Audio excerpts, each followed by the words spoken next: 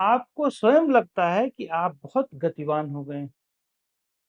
अब आप परेशान होने लगते हैं।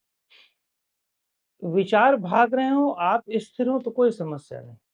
लेकिन विचार भाग रहे हों और आप उसी के अनुरूप भाग रहे हों, तो समस्या बढ़ती है।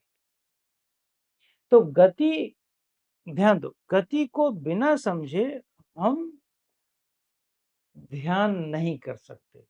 तो यहाँ पर गति किन-किन गतियों में, जैसे विज्ञान भी कहता है कि विषय में या ऑब्जेक्ट में गति होती है।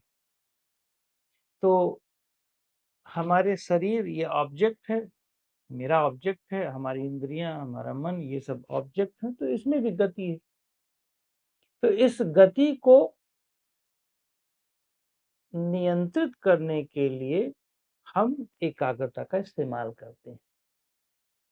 अब साधक क्या करता है कि किसी भी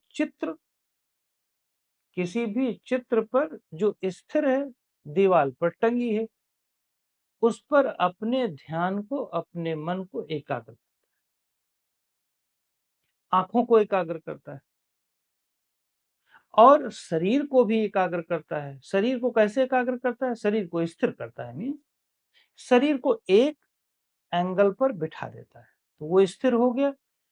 मन और इंद्रिय को चित्र पे लगा देता है, वो स्थिर हो गया।